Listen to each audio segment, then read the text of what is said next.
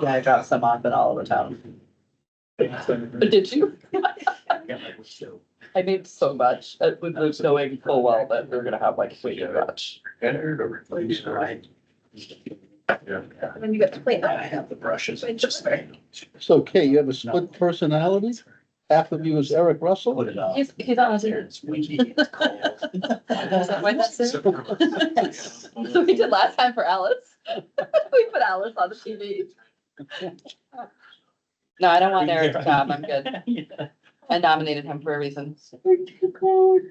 It's 6 o'clock. Well, yes, it is 6 o'clock. The chair is out of town in a warm and sunny climate, so I will take over in this world of misery. He's online. He's alive. Eric, welcome. Yeah. Okay, the first items on the agenda are 2 public hearings, water and sewer rates and the transfer station rates. We need a motion to open a public hearing. We do. If you wanna open, are we opening them together, or are we opening one and then the other? Say again? Are we opening them together? or- Why not? I make a motion to open the public hearing on the water and sewer rates and the public hearing on the transfers station fees concurrently. Do we have a second on that? Okay, a motion and a second, and I think we have to say our names. Okay, let's go through. Starting with Kate. Kate Plumley Stewart, yeah. Tracy Young, yes. John Klug, yes. Alice Kennedy, yes. Okay, so, Eric Russell. Eric, I'm sorry. Oh, he can't. Forgot you already. I changed his status, so I'm holding a pen. Well, I changed it to a participant. My new computer is struggling.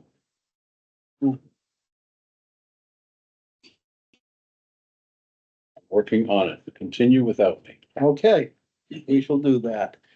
Who's gonna lead up on the water and sewer rates? I'll let Jim come up and speak to most of it, but, we have in your packet, some proposed water sewer rates. As you see in here, I'll let him explain them, but overall, we're looking at, 7% for the fixed cost share for water and 10% on the water consumption. A 3.5% increase on the sewer fixed cost share and a 3.5% increase on the sewer consumption charge. With that, I'll let Jim go ahead and move up to the table and talk to them. We'll talk about those and then we'll go on to transfer station after that. So I'll start with the water. On the water side, last year, I think we did a 5% increase on both the consumption charge and on the fixed charges. And so this year, we went up a little bit more because we're expecting that the first payment on the water project that we've been working on, which was the water main replacement last year, and the well development, which is kind of ongoing now. We're expecting that the first payment for that bond or for that SRF loan will be due probably in December of this coming year. So we're trying to get the water rates up so that that will fit into the budget.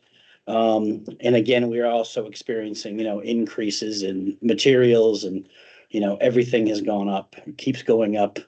Water and sewer get hit particularly hard, I think, just because of the nature of the equipment and the sort of the scarceness of services and that sort of thing. So on the sewer front, we got word from Lebanon this year that they were not going to increase our treatment costs. They had been running about between 7 and 10% for the last 6 or 7 years. And Lebanon users will be experiencing that, but we had kind of gotten ahead of what it was costing them to treat our wastewater. And so they have given us a little reprieve. They also are considering calculating our fee in a different manner, which should result in some savings, but they wanted another year to kind of figure that out. And basically the reason for that is, I think they've been experiencing, we contribute about 5% of the wastewater to their plant. And we were paying about 8% of the revenue that their sewer system was generating. So, you know, we've kind of been on the wrong end of it. They're in the reverse position with Hanover and the DHMC wastewater, which goes into the Hanover plant. And I think it was a bit of an eye opener for them to say, well, wait a minute. You know, we've been fighting with Hanover because we feel like we're doing too much in Hanover, and here we're turning around and, you know, doing the same thing in Enfield. So I think Sean Mulholland's been really good, and Ed's been meeting with them fairly regularly. And I meet with the Lebanon Public Works Director to kind of get a handle on, you know, what exactly is being paid for.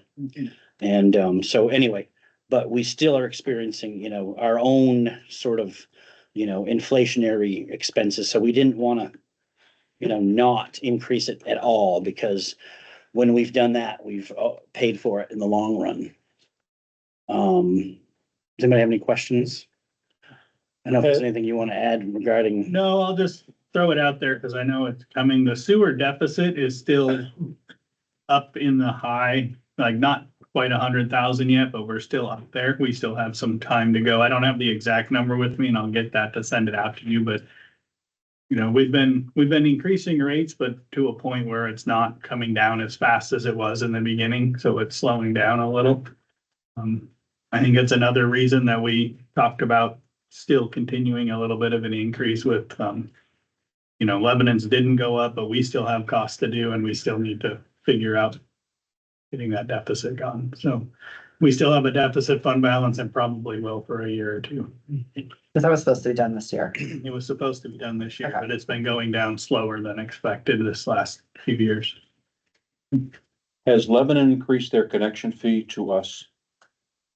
No, not recently. They did the sewer development charge in 2020 that we've been paying, but that has not changed. That hasn't changed No. under their current increase? Correct, yeah. Yeah.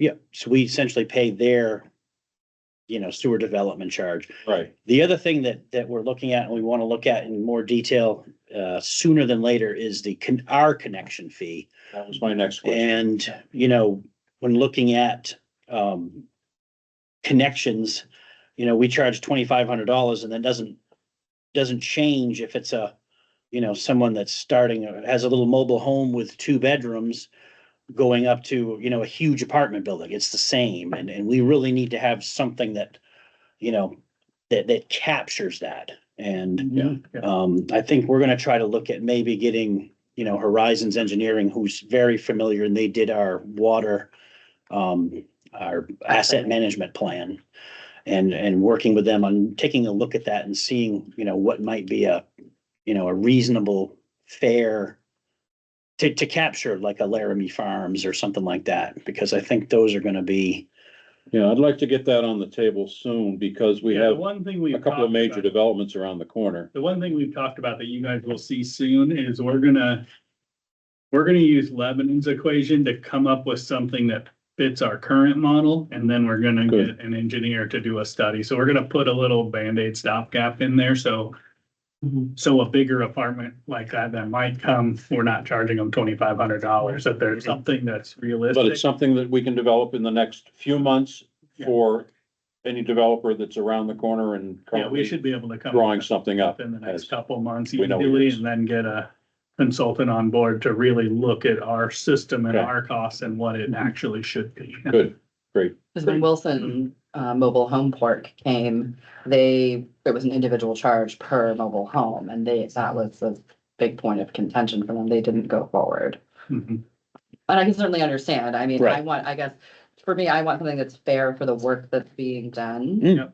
to recoup our costs so that we aren't pushing it back onto other users of the system. I mean, I don't think other users of the system should support somebody else joining, but Yeah, what we talked about doing was using that $2,500 based on our average single-family residential home, and then making the equation work from there based on a ERU, which Expected is flow, a kind of a yeah. water rate. We can come up with that, and we can get pretty close to what it should be, but I think it'd be best if we had a professional consultant to to finalize, review it and make the final changes to that, but Okay.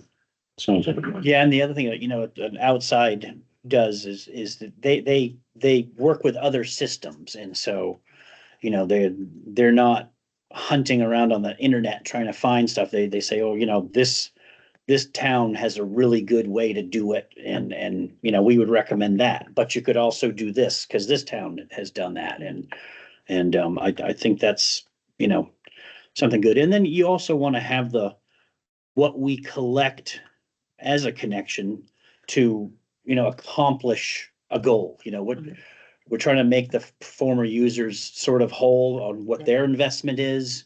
But, you know, what is that? Depreciation, you know, there's a lot of factors that can come into that. Have we finished replacing water mains now? no. No, we have about 10,000 feet of 1903 line left to go.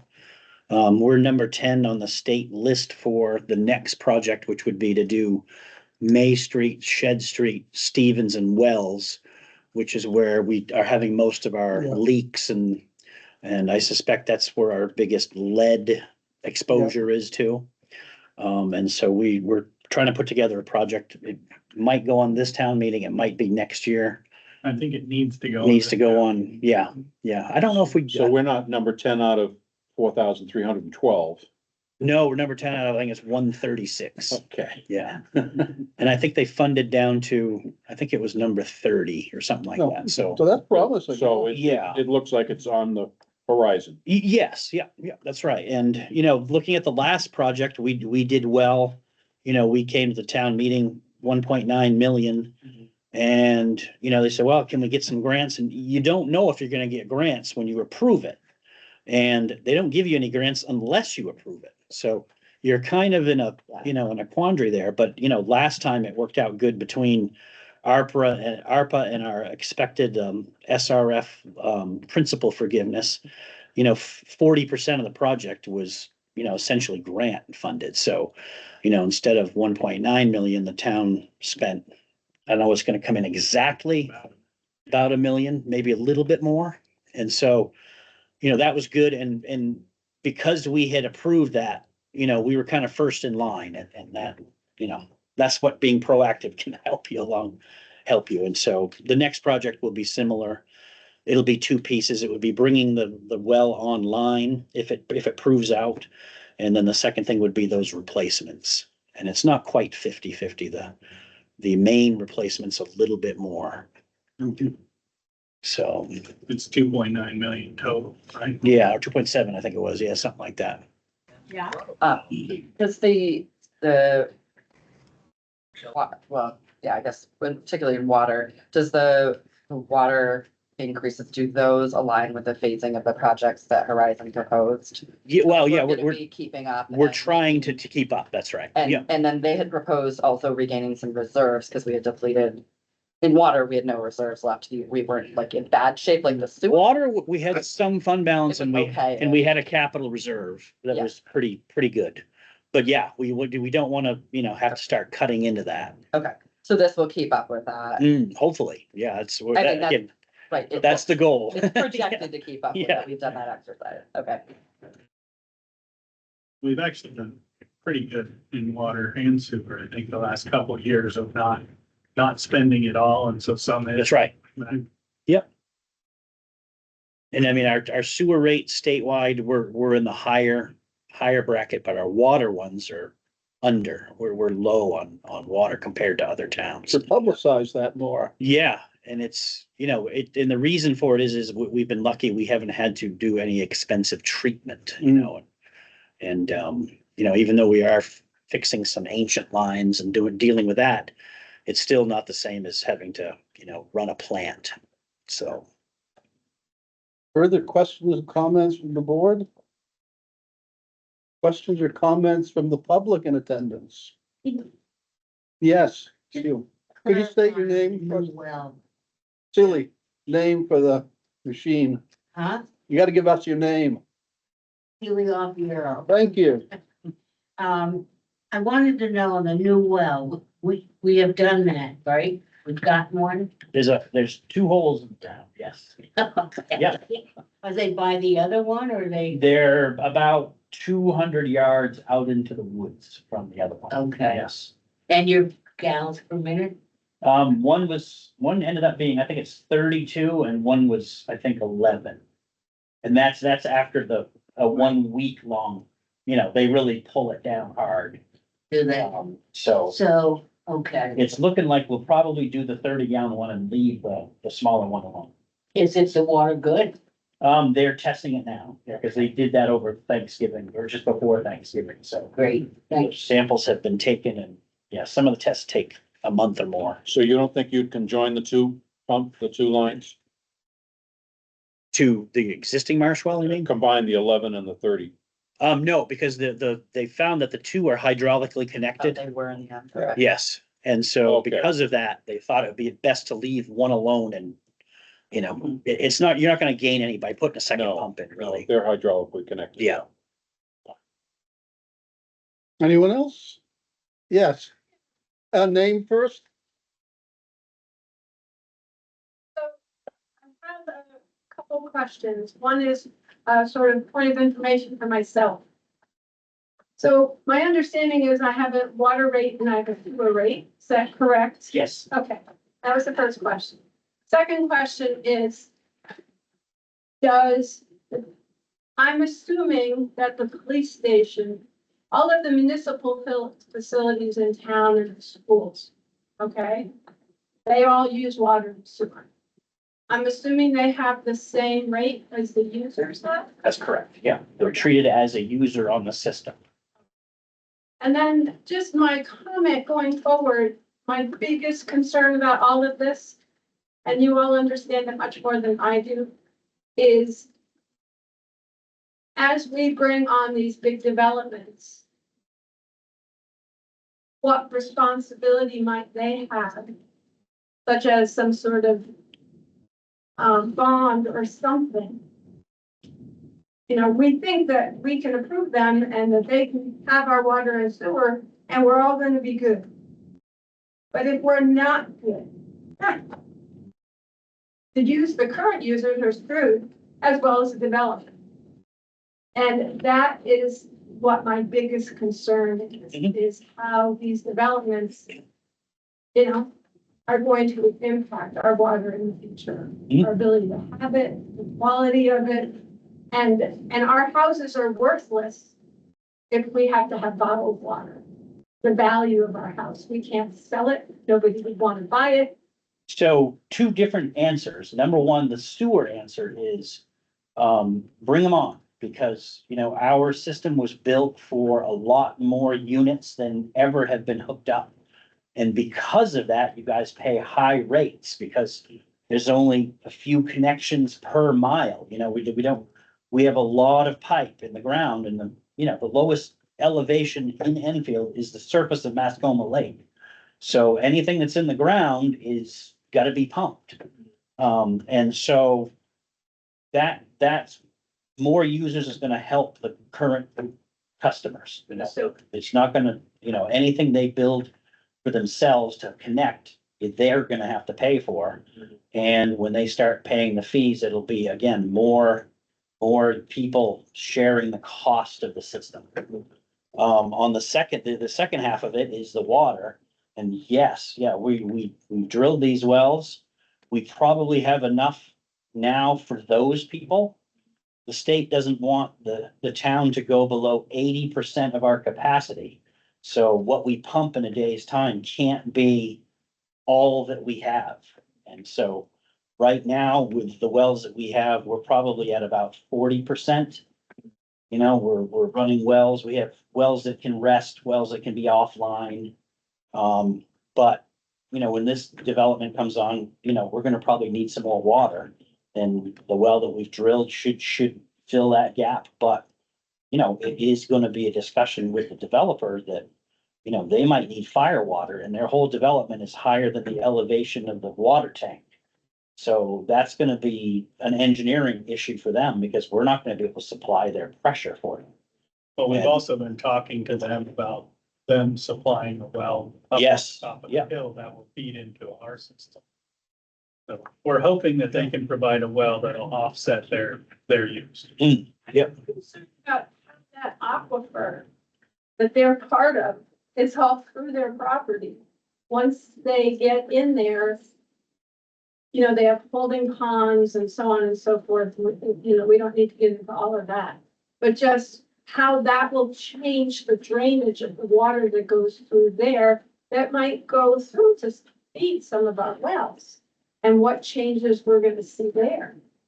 I don't know, I think with what they're gonna build, that they're gonna have to slow the water down from what it is now. I mean, That'll actually help. I think it might help, because they have to retain what they drain for a period of time, and there's a lot of regulations for that, whereas right now, when it rains, all that stuff is at the bottom of the hill in minutes.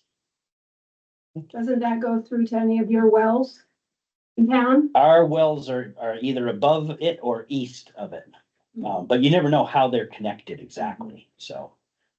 Thank you. On 4A, have we resolved all the individual issues with regard to sewer hookups? On 4A with sewer. Not 4A, on 4, excuse me, not on 4A, of course. Oh, the ones we On issued the 4, did letters. we resolve all the individual issues that, Boy, I'd have to Were look there at my notes. originally- I think there's 2 or 3 that are still kind of outstanding. And then there's some that will be coming up to their 10-year anniversary, which would be There's still some outstanding, but we're addressing those as they come due. is that, or as the properties change hands too. But yeah, there's some of the ones that you guys gave waivers to, you know, they're gonna be hitting, I think you guys gave them 15 years, and that will be 2027, so then we'll have to decide whether we wanna, you know, make that happen.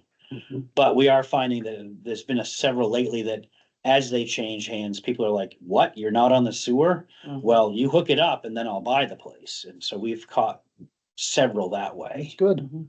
And, a good cheap way to get it out of that is that we could send a recording to the registry that just said, thou shalt, you know, connect upon the transfer of the property, and I think that's how it was, that as, if any of those properties sold, they had to be brought into They the had to We be system. said it, I don't think we put They it weren't on any of the recorded. deeds or anything. yeah, I we see. should, They we weren't should good. probably do I that, like or, that I mean, unless we wanna just, you know, fight them straight up, that's the other way we could do it. I mean, it's a lot of work though to fight somebody. It's almost better if it hits when they do their title search. Yeah, yeah. Because you can't get title insurance if you've made a promise that isn't true. Right. I get you at it. Ms. Alfiero, Yes, if that development that I think you all leading to, the one that's up proposed on the hill, and they use the water, the new water, is it gonna be enough? Because I know that we want to do a lot of infilling in town with ADUs and things like that. Is that gonna affect what we have As I stated, and we're what we asking, wanna do, or is this gonna take us? So- everything? So if the new well comes online, my estimate is that is gonna take care of the needs of the new one. So we'll be back where we are now with an extra well, basically, so. I think it's also important, just like I said, we've been talking with them that they need to provide a well that'll provide their Mm. water. Yeah. So we're gonna be working with them to provide water that will take up, maybe not all, but a portion, a large portion of their. And there's nothing in the rules that Are says that, you, this brings me to one other thing, you say you're working with them. Why is that when it hasn't even been to the planning board? Well, I've already been talking with them. I mean, not working with them to make it happen, but telling them if this goes forward, we're going to be needing you guys to supply. a That's well. right. You have to be viewing this. So they know that this is coming. Well, I think it's, you're putting a lot into it. Have you made any of these changes? Because of that? I think he's already answered you. He's told you Excuse directly. me, can I? No. No, you need to let me sit at the table. And You're talk very to them. rude. Yes, I understand you feel that way, but he's answered you several times. and Well, I you're not don't listening. understand him. No, he hasn't answered me several times. Yeah, well, And we've already talked to them that they would need to provide some water for their own apartments. then I told them they could hook to the town system and we would manage the water system when it did it. They wouldn't be on a private system, but they would be providing water to offset their water use. And there's also a chance that they might, take the Shaker Village or the Lakeview condominium thing and just develop their own supply, since they need to have that pressure, they need that storage for the fire protection. They might just say, yep, we're just gonna run our own system and then that there's no rule against that, so, But they're big enough, they could do that. I would think. yes. Yeah, absolutely. Is the water Okay. pressure on Shed Street sufficient to support the new development there? Yes, yeah, Shed Street is good. Can we go to sewer? Final question? Yes. If somebody wanted to understand their water and sewer bill and everything that goes into it, like fluctuations and how to have some semblance of control over it, what would they do? Come talk to me. Send them to you? I'm happy to talk to people. I have a couple of documents that I've made that, that have water saving tips.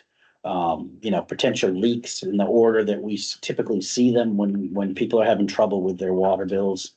I've got some tips on how they can kind of monitor their own usage. We've got this new radio system. I think you've got one put in. And that makes us so we can go data log, so I can go back 90 days and tell you how much you used each hour. If you want that level of detail, and just it comes out as a PDF and I can email it anywhere, and it's kind of handy, it sort of shows you when there's a leak, because if it's using the same amount of water every hour of the night when you're sound asleep, there's something leaking there. But it also tells people that, geez, on last weekend, I ran 500 gallons out. Oh, I think I might have left my hose on, or, some of those kinds of things start to show up. And it's. Okay, do you need a motion to accept the new Well- sewer rates? We need to talk about sewer. We haven't talked sewer yet, have we? Or do we talk water and sewer together? Yeah, we talked. We about it talk together. water and sewer together. Okay. Yeah, I wasn't sure, because I got the 7 and the 3.5, so the 10% water consumption. No change. yeah, because we got the break from Lebanon this year, so that's why we'd been running 8%, 7%. Pretty much every year on sewer increases, and this year we sort of cut that in half to, keep up with our inflationary issues, but, our treatment which is about 80% of the sewer budget right now. But that's gonna probably be, depending on how much we use, it should come out in the wash. And our stormwater project should bring our infiltration down. That's right. which will- Yeah, as it affects the streets that you mentioned, those are the ones that have had issues in the past. Yes, yeah. So that will correct a lot of the, storm drainage infiltration. Okay, are we ready for a motion on accepting the water sewer Can't rate? do it during the public hearing. You have to close the Oh, public hearing, right? Then let's do Sorry. both. And we opened both, so We we opened both. moved to transfer station. You got it, transfer station. You're on again. So, Change hats. yes, yeah. Yeah, so it's been a couple of years since we've done any changes to the transfer fee. Last year, I thought the increases we'd experienced were okay. We had enough built in that we could pay those without any trouble. This year, we're getting hammered, especially on tires. That's the big one. And then, and electronics, TVs, that kind of thing. Those have gone up quite a bit since the last time. Yeah. But yeah, the big one is the tires. That one's really increased, and Lebanon has increased their fees a lot. And so we try to be kind of in line with them, because we're, in a way, we're an extension of the Lebanon landfill. And So all of the We're product that's listed in the proposed list goes to the Lebanon landfill. not all of it. The Lebanon landfill takes our trash and our recycling zero sort, but these are all the 4 fees, and Casella is handling the tires, but they don't go to the Lebanon landfill. And then the Northeast Resource Recovery Association is the one that has been doing our electronics, and they work with 6 or 7 different vendors depending on location and volume and that kind of thing. And so we're members of theirs, and they do kind of, they do a lot of the market market research and, you know, they pick and choose and we work through them and then they've been a great resource for us. So And I these think what he proposed was- fees cover the cost, Yeah, I think. but what it isn't necessarily Lebanon. That's I right. think what he was trying to say is if we're $5 and Lebanon's $10, Yeah, then all the Enfield people are gonna bring their tires here because they're cheaper. Yeah. And we were losing some money on those. So That's that right. keeps us more even with them, so they kind of get distributed to both, and then it also covers our cost. yeah, exactly. Do we ever do anything to publicize that some of these items can go to like Best Buy for totally free? Yeah, I've heard on the Best Buy thing, we used to promote that Okay. and that used to be a thing, but I think Best Buy, unless you are a member of their technology, and there's a term for it, I can't remember what it is, technology circle or whatever it Okay. is they call, they don't want that, because I remember Lebanon was, I Okay. showed up with a pile of stuff and, oh, take it to Best Buy. And I went down to Best Buy and they had, you know, like 5 pallets stacked to the ceiling. And I'm like, what do you guys do with this? And the guy's like, I don't know what we're gonna do with it. Yeah. And so I think they got sick of that. Okay, And- no, I didn't know what we could do for. But yeah, that, no, just we're to get it always out of looking our- for, yeah, yeah. In that pay. And then my other question is, have we considered implementing a fee or a pay per throw for the transfer station? Because we're already paying for curbside and it costs more to run the transfer Right. station and have it thrown away at the transfer station. So what can we do as a deterrent? And I'm looking at it from a tax saving, right? Like, to me, if you aren't using the thing we're paying a weekly fee for, or a bi-weekly fee for, then that's on you Right. as a user. If you want to throw stuff separately or above and beyond supplemental, then to me, I think as a deterrent, it would be good to implement some kind of fee for the transfer yeah. station. Yeah, We've discussed it, we haven't. moved we to the haven't point gotten of- too far. And then the second piece of that is Plainfield. They were forced, because they're the only other one in the Upper Valley that has curbside like we do. They're off on our off week. This is where I live.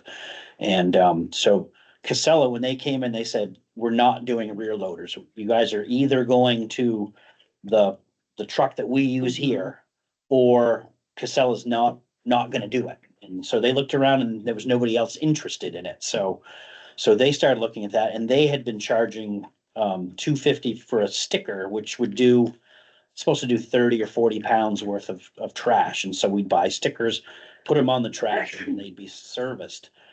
Well, that goes away when they have the automatic machine, because you really can't check the stickers because you're not close enough to it. And so they're actually going to a toter registration, and they'll be registering, you know, you can register 1, 2, 3, however many toters you want for the year, and that'll be a separate fee. But at the transfer station itself, you're physically unloading it, like, Yes, to me, that, that's a 1 bag, 2 I, bag. if I was doing it right now, I'd recommend that we would have a bag like Lebanon does this, you know, and we actually have a bunch in stock that we I'm bought. gonna tell you, I see contractors and they're throwing stuff away Oh, yeah, and they have no shame. And they're costing our residents a lot of money. yeah, the new guy down there is ramping it up, and I think that, I Okay. think you'll see on the revenue side of things, an improvement over last Okay, year. And so he's being good about that, but again, he's also, we're looking at the ordinance. And, you know, we really need to have a policy on what is too much and, you know, those kinds of things, so that he has something that he We can. have talked about that too, maybe implementing some sort of ag limit. Yeah, We also are starting to have the problem, I'm gonna call it sharing, where people are showing up with a car from Enfield with an Enfield sticker, and we know they don't live in Enfield, but they have like 25 bags of trash. Right. Mhm. So their whole family's getting together and then coming to the. I think we need to revise the whole trash ordinance. Yeah. agree. It's, Yeah. it's in the works right it started, yeah, we've And actually I don't wanna started. lose sight of the possibility that glass may become trash as opposed to. Yeah, the yeah, we recycling need that tag. flexibility, now. because So the market changes. that changed from last year too, because Lebanon's tipping fees are going up. Right, Mhm. So that's where our trash goes. So if it becomes trash, now that price is increasing. Yeah, there's no break. That's right. so there may not be the savings that we looked at last year. Yeah. For. They're almost even now. I I mean, see. you know, certain months, the recycling goes like this more. But yeah, with Lebanon keeps kicking it up, they're almost even right now. I think we paid think we paid 113 or something like that for the zero sort. And we're at 105 for the tipping, but the tipping is going to 120.75 or something like that. Yeah. So, we're gonna be even there. I do think it's important to mention though, that Lebanon's the cheapest landfill around. It is, yeah. So it's not like I have we're getting Seen that. taken advantage of there. They're keeping their rates really low. But the costs are going up of getting Yeah. charged. The other piece of their puzzle too is they're trying to permit cell number 3. So there's the original landfill, which was number 1, that was closer to the golf driving range. The one they're filling now that's getting above 120, that's number 2, and number 3 will be if you go in and you go straight down the hill, it'll be to the left. And part of that permitting, they're requiring Lebanon to really tighten up the diversion things, because in order to get the permit, they want to make sure that it's not just a catch-all for everything. And so that's one of the things Lebanon is, they're on us. We had to do a survey last week that was, what are you guys doing to help divert trash and this sort of thing? And they want to see more of that activity. Enfield's pretty good because we have the curbside recycle. And, we're up in the 30% range for recycling, which is great compared to other towns. But again, they're looking for more. They're gonna be pushing that. They're gonna be pushing composting. So we'll be doing more composting workshops, some of those things. Yeah, The less we can put in the trash, one, it lowers our costs, which we should be working towards. Then it also makes the landfill last longer. I know we have like, let's dump brush, but do we have any accommodations to actually compost where, I know it's complicated because some people will dump anything in the compost, which isn't good either. And that takes some controls. I would really like to see somebody, if we're gonna do composting, I'd like to see people do it on their individual properties. Or that there's a service that would come and, pick up those materials. There's a good market for, compostables, but we don't have the space and that's to do it properly. And it's not, it would be a nightmare to try to do. No, it's not uncomplicated. I think the biggest concern I would have is downtown. We already have the downtown fair, so you encourage people to compost, which is a fabulous Oh, thing. yes. And then the bear goes shopping for dumpster snacks. Yeah. And the bears, they're very tenacious. Oh, yes, they are. Yeah. And they're happy for Okay. an easy, free meal. We're on the topic of bears now. Yeah. Not compost. Ms. Altiero, one comment? Thank you. I'm concerned that people start dumping their tires, which they've done it already this past year or so. You have one of the favorite locations out there on. Yes, I know I do, I did. But they, and that's what happened. Yeah. And so I was concerned about the increasing them because it costs money, you get your tires changed, you got 4 tires. Unless you give it to them, you're in for what now for $80. That's a lot of money, and I don't, all the taxes are going up and so on and so forth. Yeah. But I want to add one thing. I know you said one comment, but this is a good one. I want to ask if we could do another, get another, hauling truck and do a hazardous waste thing. We did a long time ago with tires. So everybody came and for nothing and dumped their tires.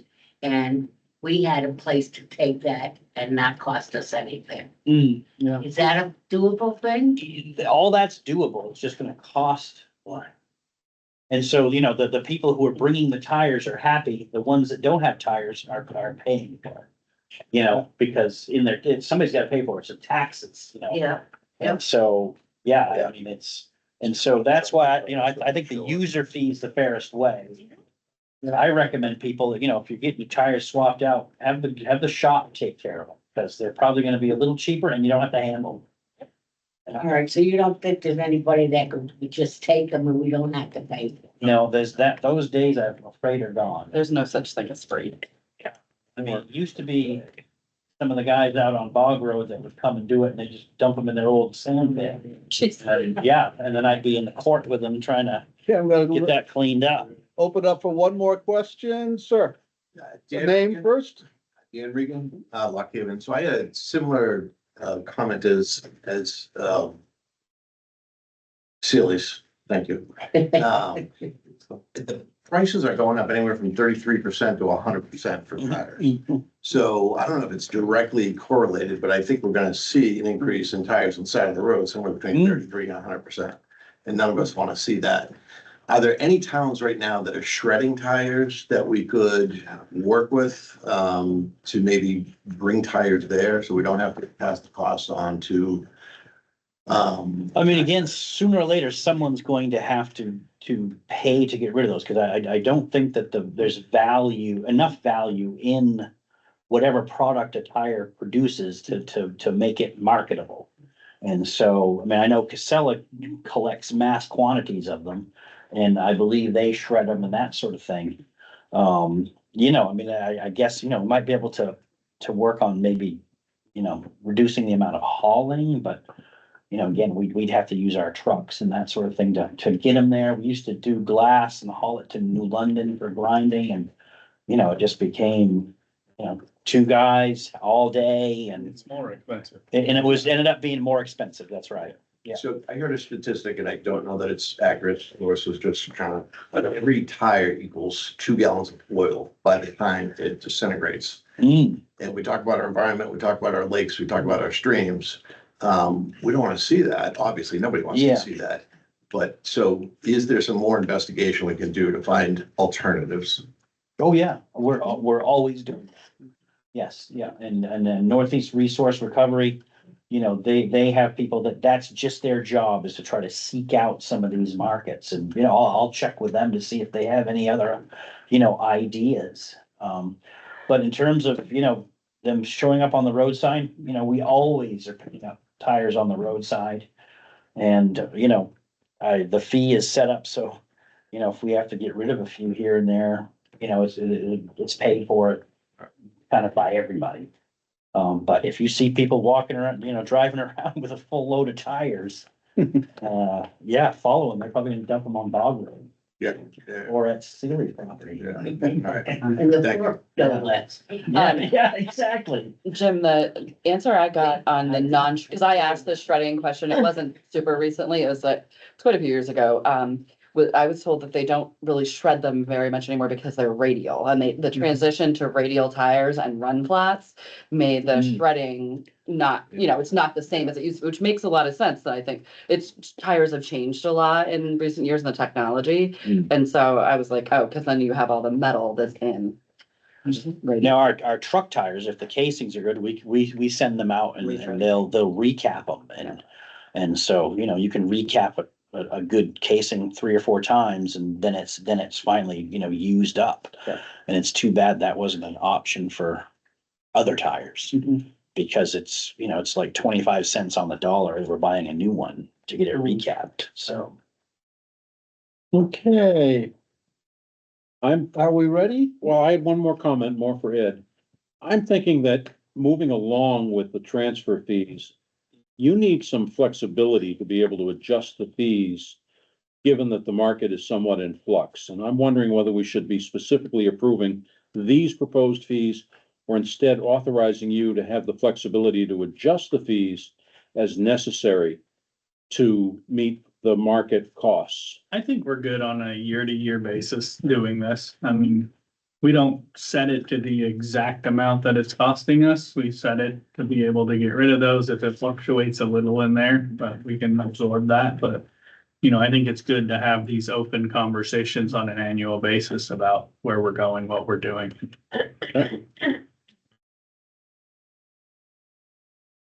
I think. Okay, motion to come out of public? Motion to close the public hearing. Okay, Second, all in favor? By name?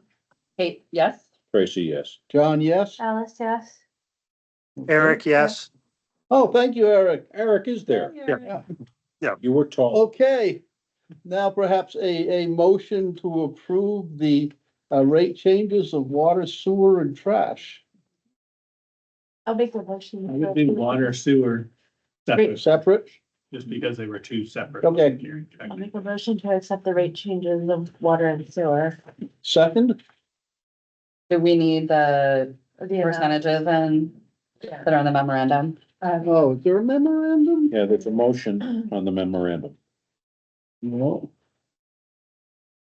Just so it's memorialized into the record. I move we adopt the recommended increases of 5% to the water fixed charge, 10% to the water consumption charge, and 3.5% to both the sewer fixed and consumption charges. 7, 10, and 3.5? These new charges. What did you say? 7, 10? Not what your motion for. No, that's not what It the just motion says- says. 3.5. You wanna change the motion? Your motion on your memorandum is different than your. Do you wanna see? Oh, that, it is? Ed? I don't even see them. Yeah, that one, the water one should be 7. 7, 10, and 3.5, yeah. Instead of 5, it should have been 7. Yeah. Sorry about I that. think 5 was last year. Okay. So I move we adopt the recommended increases of 7% to the water fixed charge, 10% to the water consumption charge, and 3.5 to both the sewer fixed and consumption charges. These new charges will be effective January 1st, 2025. Second. All in favor by name and starting with Eric, Eric, yes. Kate, yes. Tracy, yes. John, yes, Alice, yeah. outstanding. Next. Brad,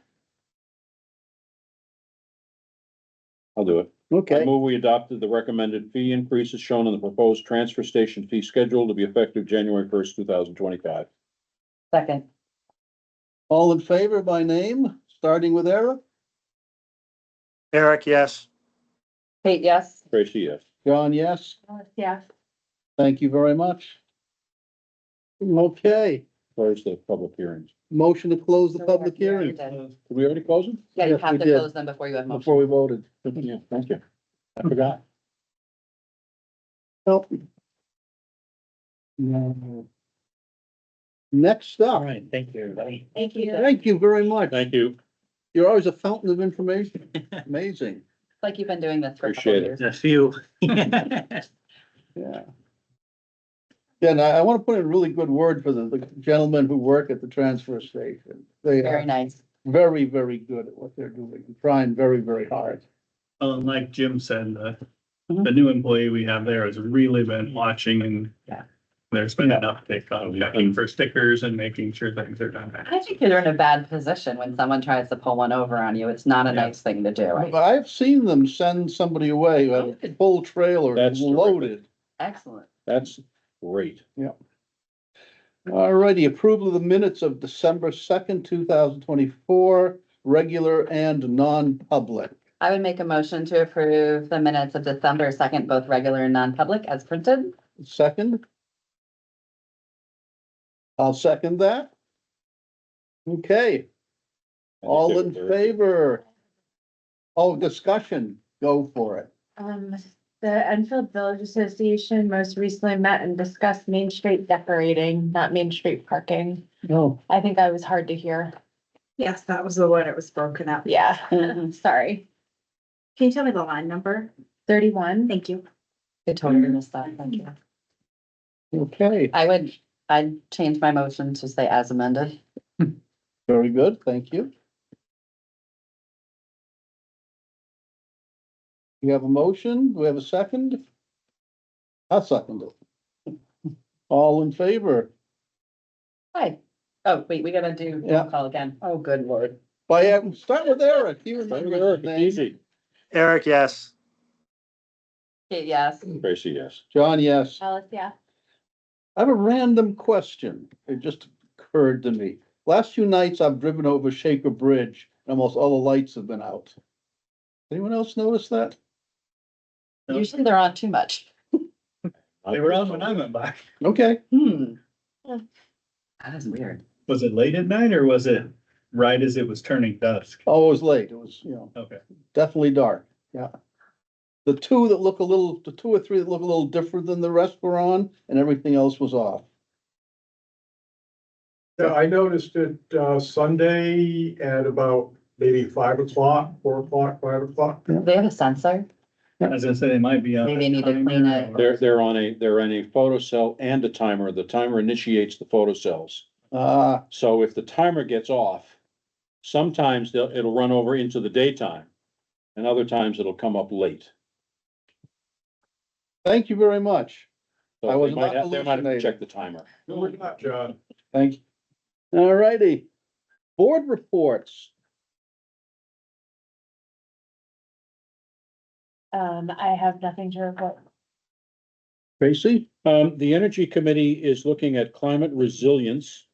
Had a presentation this past meeting, which was very informative as to the nature of what that is.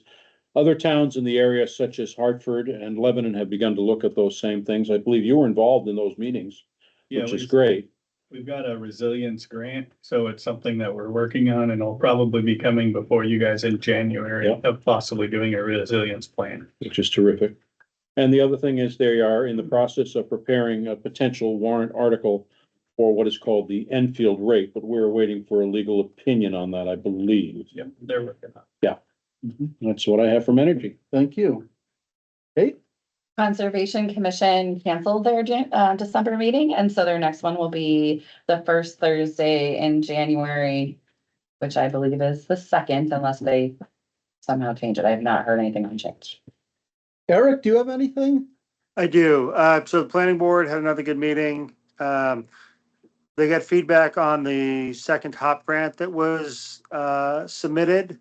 And basically the state requested everybody to resubmit their grants with different budgets.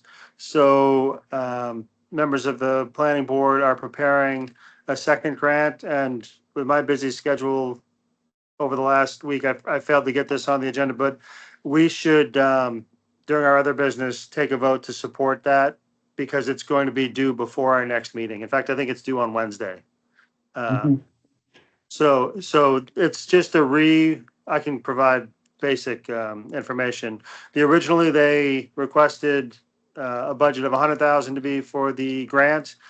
Enough people submitted in. They said they didn't have enough to fund everybody, so they went back to everybody with new limits of 30,000. So the planning board discussed a reduced scope of work that would still provide value to the town, and the chair and Rob and one other person are preparing a new grant to be submitted with a value of $30,000. Thank you very much. Eric, would you care to phrase the motion that you'd like to have the board support? I'd like to, well, if we want to do it now, we can. I'd like to make a motion to, Do it at the end? Other business. Okay, we'll do it as other business. yeah, we can do it in Eric. other business. I think other business is the appropriate place to do it, but yeah. Basically, I think we should just have a motion to support that grant. And then I'll write a letter then we can have a letter of support in there as well, just supporting that grant. Mine for 30. Thank you. Okay, thanks. The Budget Committee had a very, I thought, good meeting. We had a presentation of financing software. That was pretty mind-boggling. I loved it. Pardon? I loved it. I think it's in here right now. Advanced Transit was put back into the nonprofits category. Annual review. Yeah, exactly. The point was made that the reval, the big impact had a big impact on the tax rate. In fact, probably a bigger impact on the tax rate than anything else. So the rate of what, 13% was really largely dependent upon that. I can explain that a little bit more. Pardon? I can explain that a little bit more Okay. in my report. And, as expected, lakeside properties went up. Unexpected, at least to me, was the highest rate of increase was in trailers, mobile homes. Yeah.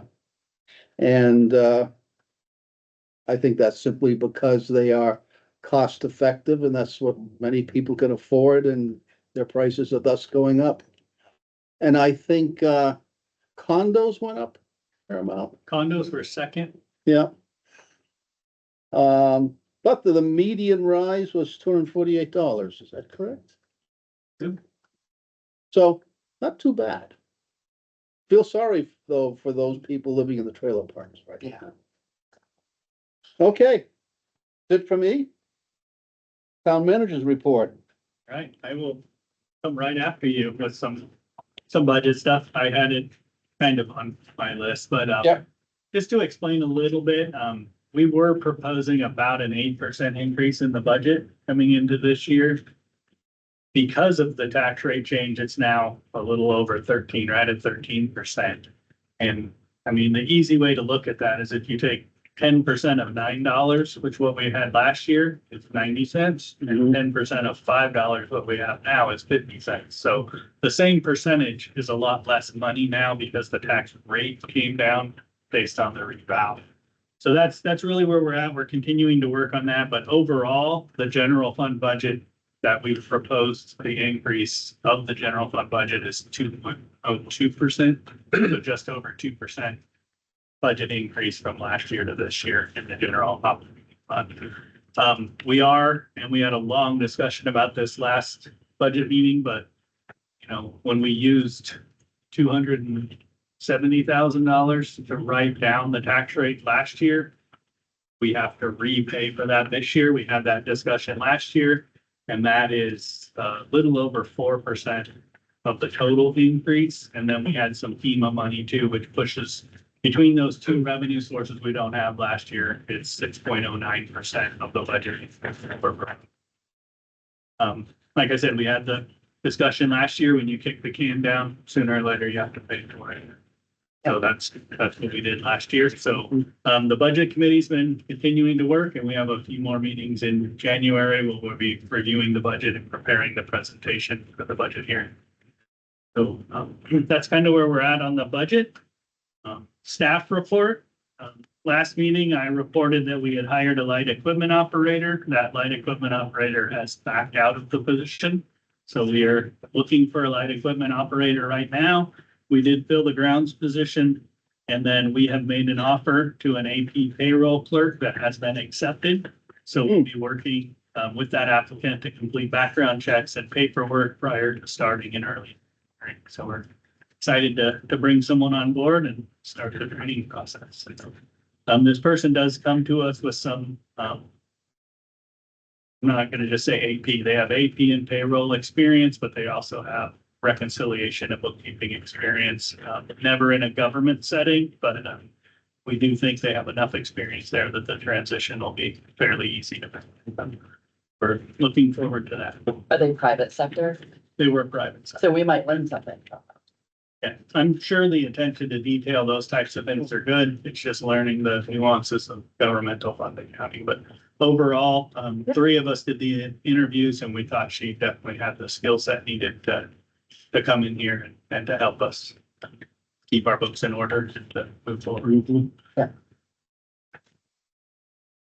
Whitney Hall, Red Loaf continues to work on completing finish work, with the hopes of getting a certificate of occupancy before Christmas. So we're running short on that, but we did have an initial walkthrough with the building inspector, and there's only a few things that to be finished, the elevator being one that they're working on right now to be able to get our certificate of occupancy, hopefully within the next week.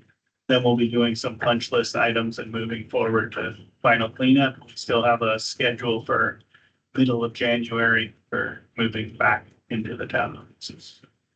We're excited to get that project done. And once we get in, we'll have some, some furniture to buy and some little touch-up stuff that we need to do moving in, but we'll be open for business by the end of January. We'll probably be closed for a week or so. And then we would look to be doing some sort of grand reopening, maybe a little bit later, closer to spring. Public safety building is completely dried in. Like I said, they do have temporary heat now, so the workers were pretty happy when we were in there the other day.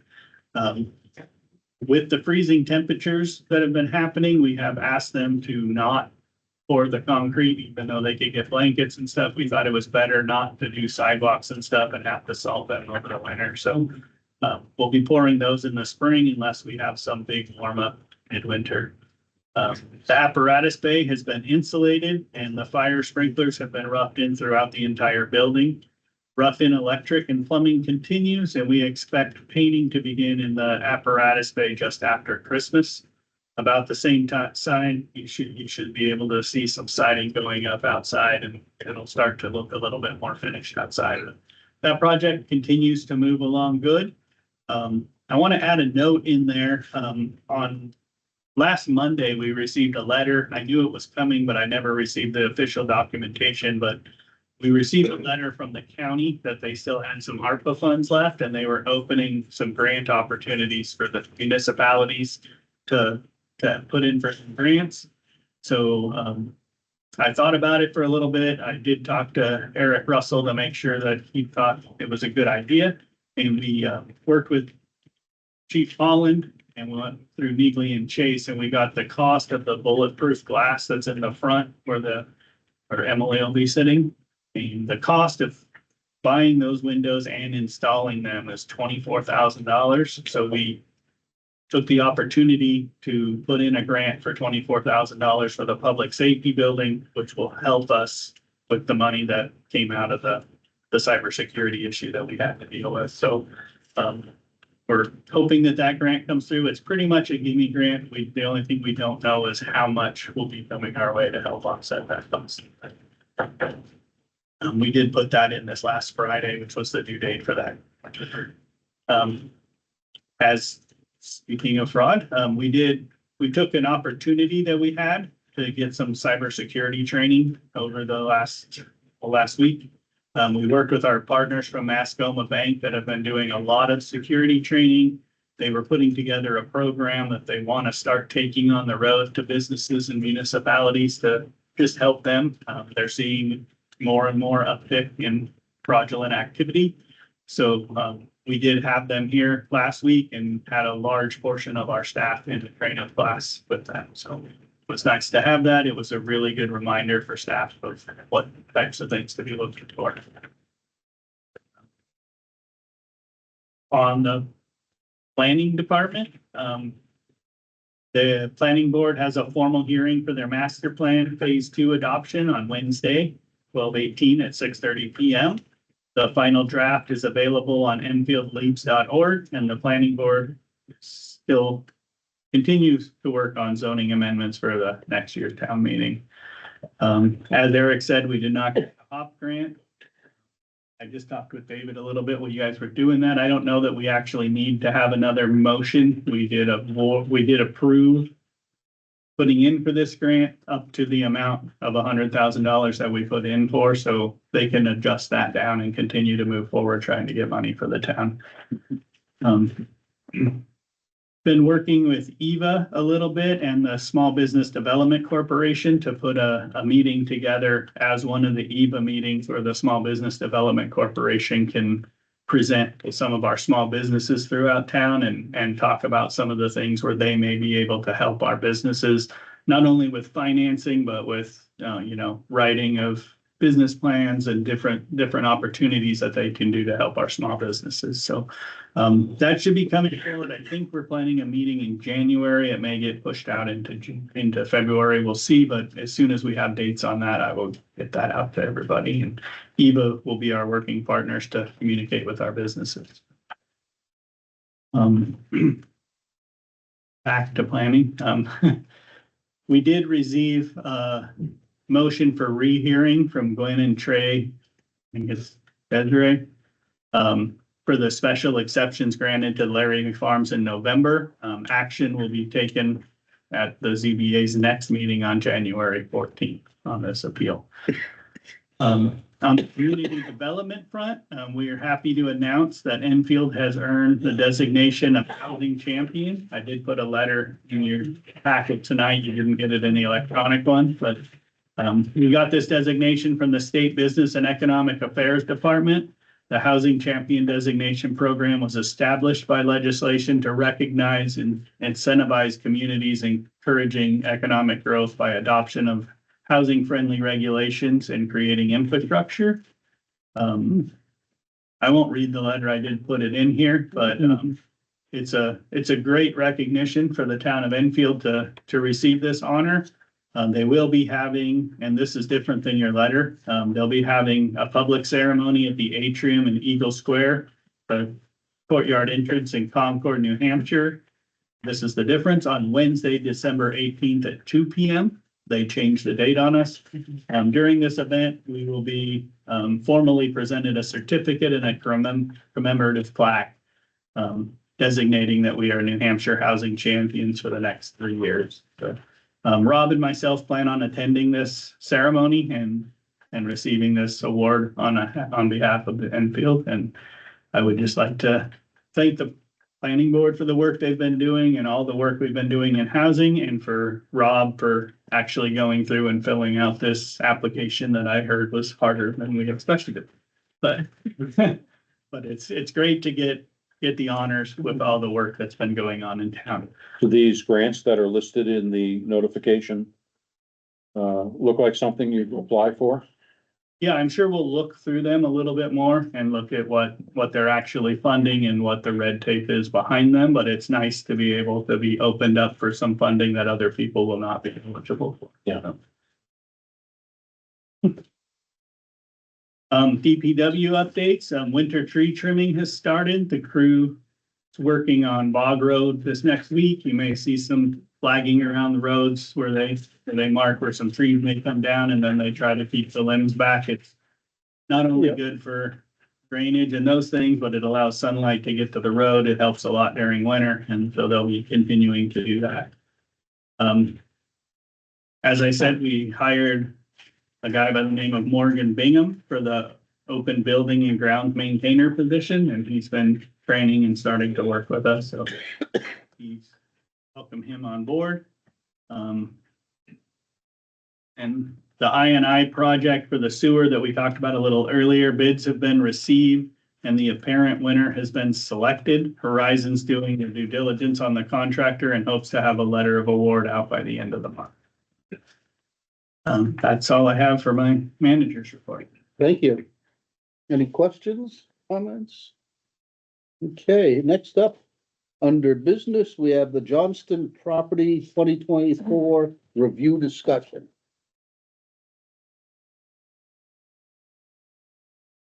Since I was named in the first line, I'll start the discussion. The only reason that I wanted to have this discussed was that we said we would talk about the Johnston Beach property, not in terms of changing any decisions whatsoever, but simply as an end of the warm season review as to how it went and how it was received, or any comments from anyone about the property.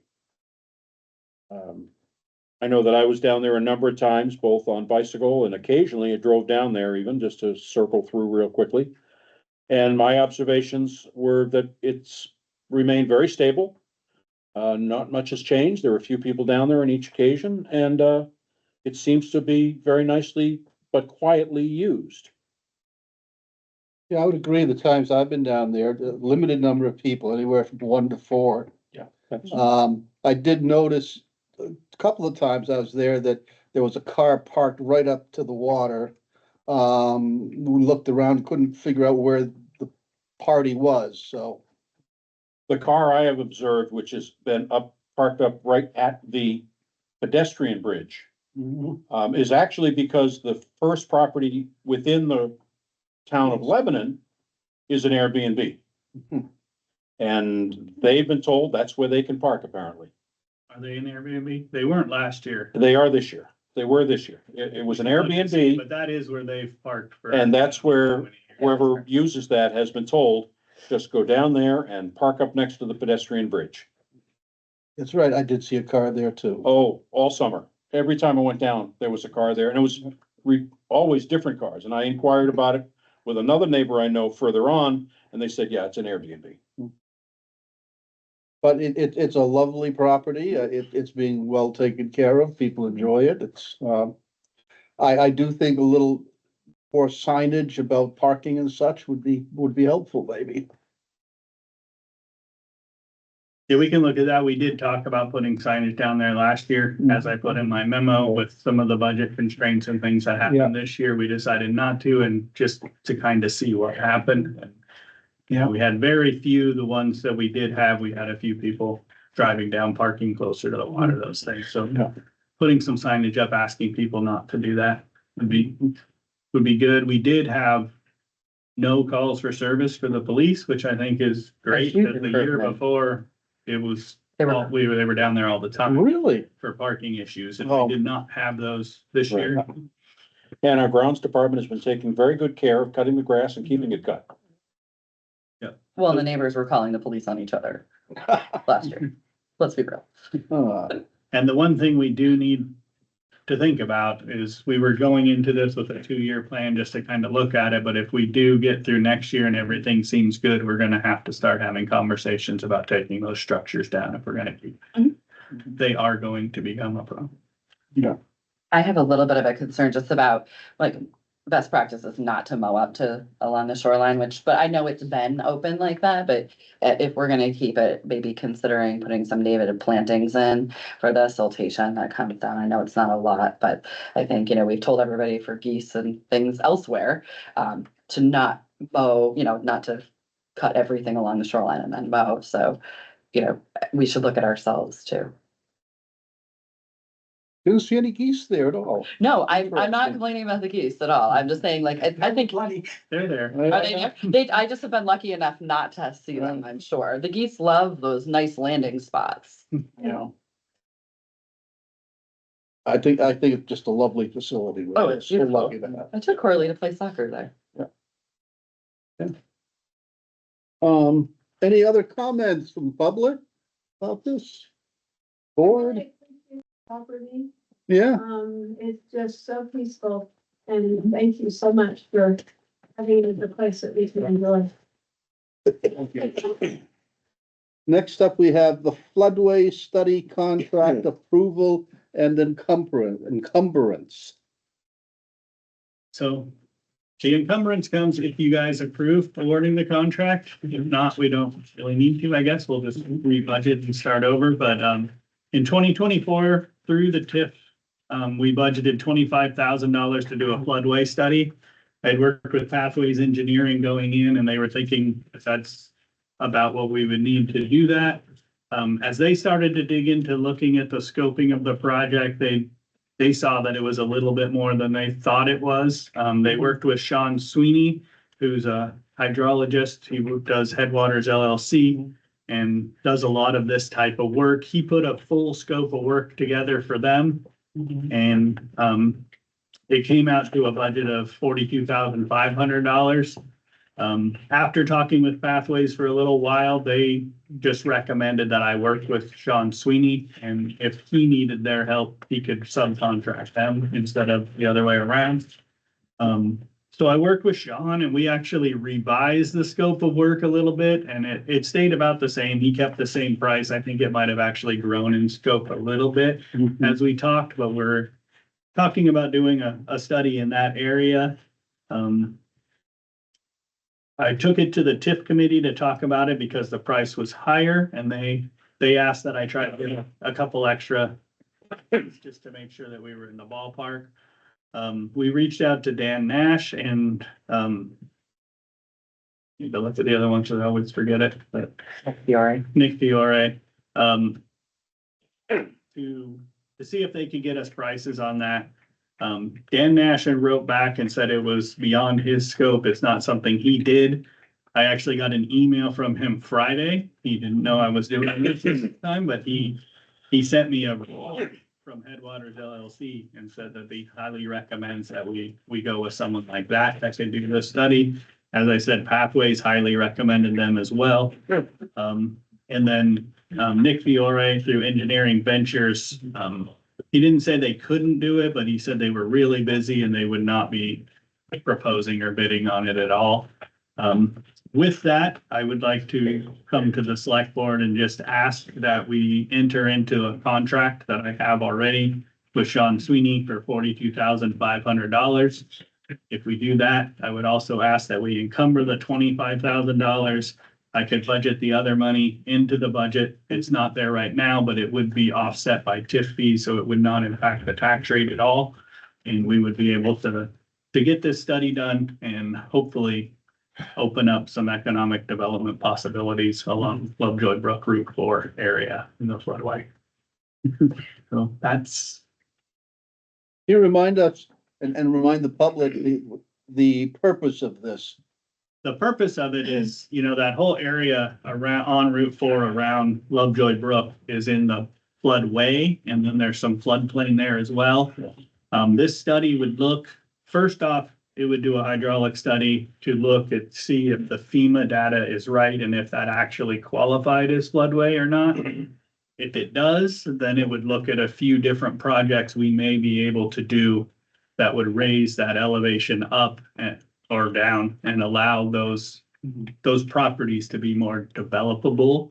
We've had a few businesses that I've been told, and some of it I've seen reports that have come in to purchase those and develop them. And when they get into the mess of the floodplain, they decide it's not worth it. Or we have had one in the last year that went in. And because it was in the floodway, the property was not bank eligible and they would not loan on the property. So it just makes it really difficult to develop, and using some of our TIF funds, which are meant to be for boosting economic development, is a good use to know if this is an area we can make developable or not. And that's what this study would do. Absolutely. And that's why we didn't consider the location for the emergency services building, because of the costs of raising the land. Yeah. Would the additional money also come out of the TIF fund? Yes. At the end of it, they may not come up with anything based on the study that changes the floodplain, but if they did, would they submit the paperwork required to FEMA? Yes, they would work with us submitting the LOMA paperwork to make that change. Yeah. And then, like I said, if not, they would recommend The changes. if they found some projects we may be able to do. And then have them come back and work with us to, create the LOMA paperwork to change the floodplain levels. Yeah. I make a motion to authorize the town manager or their designee to enter into a contract with Sean Sweeney from Headwaters Consulting LLC in the amount of $42,500 for the purposes of completing the floodplain study in the area of Route 4 and Lovejoy Brook, and hereby authorize the town manager or their designee to take such actions and execute all documents that may be necessary to complete the purchase. We have a second. Well, I want a discussion, but go ahead. No, go I for it. wanted to know whether we wanted to revise the motion to say up to the amount of 42.5, because it looks like, based on his quote, it is an hourly quotation. Yeah, the contract's at 42.5. You can say up. Yeah, up to, based on the proposal. Yeah. He has given us $130 per hour as a quotation, and therefore he's willing to do the job on an hourly basis, and I wanted the motion to reflect that. You can say up to. I mean, we can always do that. Or, up to 42.5 based on his proposal, which indicates the hourly rate, something like that. Yeah, I don't think you need the hourly rate in the motion. No, I wasn't gonna put the hourly rate in the motion, but just based on his proposal, yeah. Okay. I guess that would be the only thing then, up to 42.5, based on his proposal. You have a motion on the table that either gets a second and goes up or down, or you make a motion. I would say then the motion, in my opinion. There's a motion on the table. Oh, okay, we need to vote on that, yes. No, Do you we need, have a second? if it doesn't have a second, it fails to garner a second, and you put a new motion. We do not have a There second. you go. Want to make a new motion? If you don't mind, yes, please. Motion to authorize the town manager to enter into a contract with Sean Sweeney from Headwaters Consulting LLC in the amount up to $42,500 for the purposes of completing a floodplain study in the area of Route 4 and Lovejoy Brook, and hereby authorize the town manager or his designee to take such actions and execute all documents that may be necessary to complete the purchase. Do we have a second? I'll second. Okay, vote by name, starting with Eric. Eric, yes. Kate, yes. Tracy, yes. John, yes. Alice, yes. Thank you very much. Thank you. It's actually a very good proposal. Very thorough. Next we have encumbrances. Oh, yeah.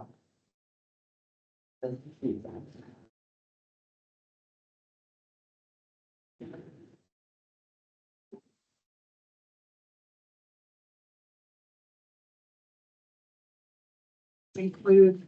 Yeah, it's in there. So as you can see, we're asking for an encumbrance on the municipal part. 122-601-66. This is the parking area behind Whitney Hall. It is funded by TIF funds, but we just really haven't got all the billing done yet. So, the parking lot's done except for the final paving next spring and striping, which will need to be carried over. And then some of the bills have been paid, but they've been paid through Bread Loaf and we just haven't finished the accounting. So with that, we're asking for the 122-601-66 to be encumbered over so we can finish that project. The 25,000 is the floodplain we just voted on.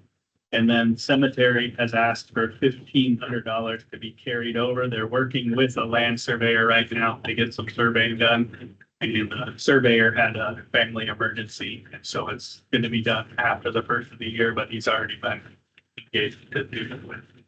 So does the 122,601 include the final coat? Yeah. on? So that's a complete job, including striping? Yeah. That's a better price than 150. Well, some of it's already been We've spent. spent some. We're gonna spend the The 150. balance. This is what's left right now. I see. And some of this is stormwater pipe and stuff that's under the parking lot. It's not all paving. It's work to make the parking lot. I make a motion to encumber $122,601.66 for municipal parking and $25,000 for Route 4 floodplain from the TIF budget and $1,500 for the layout and plan updates to Countryside Cemetery from the cemetery special projects expense. Second. Okay, discussion? Okay, we ready to vote, Eric, by name? Eric, yes. Kate, yes. Tracy, yes. John, yes. Alice, yes. Thank you very much. Next, we have approved app grant application.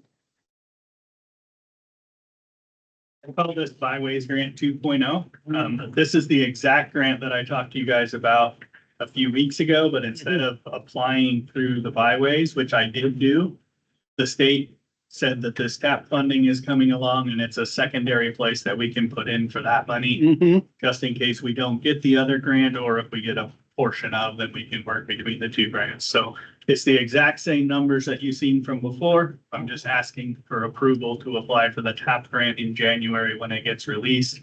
I did take the liberty to put in a letter of intent this last month before it was due, so we are eligible for the final grant. Again, the total project cost is $1,912,912,900, with federal funding being 80% or $1,530,320, and town contribution being $382,580. The one thing I didn't talk about last time, and I need to do a little more research on the TAP and the Byways grant, is a lot of these grants allow you to do some in-kind work. So we would be able to possibly use our DPW crew or some of our materials to offset our $382,580. And that money also includes the contingency and things that are in there that if we don't spend it, we can bring that money down. So I guess all in all, this is what we're looking at as a worst case scenario on this projecting grant. So And is this one where you're not allowed, like, say you had access to funding from both, you're not allowed to use one to match the other? probably not, Why because I not? believe they're both federal funds Okay. technically. No, they don't like matching federal funds with federal funds, Yeah. but I'm here for double dipping if it's allowable.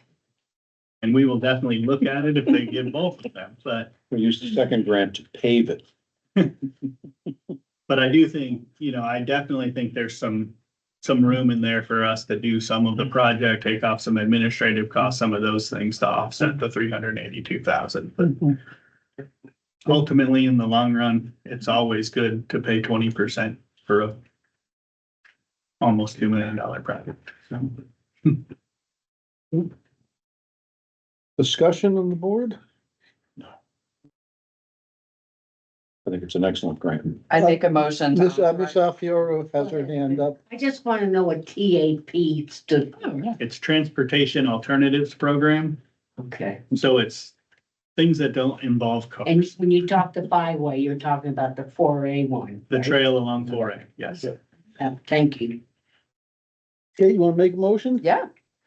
I make a motion to authorize the town manager or their designee to apply for the 2025 TAP grant for construction of a trail along 4A and parking along Main Street in an amount not to exceed $1,912,900. And hereby authorize the town manager or their designee to take such action and execute all documents that may be necessary. I'll second. Okay, discussion? A vote by name, Eric? Eric, yes. Kate, yes? Tracy, yes. John, yes? Alice, yeah. Thank you very much. And next up, we have a cybersecurity fraud update. So I don't have much of an update for you. I did get an email back finally from the Adam Group that said they completed our third-party cybersecurity assessment. And they did conclude that there was no cybersecurity breach through our system. So it either came from the other side, or as the Secret Service said, something got caught in transmission, or there was just a really good fraud out there somehow. But so that's kind of the end of the Adam Group's investigation at this point. I'm working with Beasley and Primex on the insurance side of things, just submitted some more documents today to see if we can get some money for that. But that's really all I have on the cybersecurity side. Okay. Questions? from the Board? Will you ever hear, do you think, whether an investigation of Nigley and Chase, whether they were breached? Probably not, but I don't know if they do one on their side or not, or if Primex works to force one on their side, but yeah, it's not something that we can initiate. They have to initiate that. I think Chief had an update today. Maybe Late, late. like the very end. I don't know what it was. Okay, Yeah, he didn't update me yet. So, yeah, next up, we have resignations. Mr. Rich from Capital Improvement Program Committee, Planning Board, and Budget Committee. The Budget Committee fills its own vacancies. We have to vote on Capital Improvement and Planning Board. I make a motion to accept Bradley Rich's resignation from Capital Improvement Program Committee and Planning Board with regret. And thanks And thanks, yeah, for some absolutely. fine work that he has done. Absolutely. Yes. A second? Second. All in favor by name? Eric first? Eric, yes. Kate, yes. Tracy, yes. John, yes. Alice, yes. Thank you.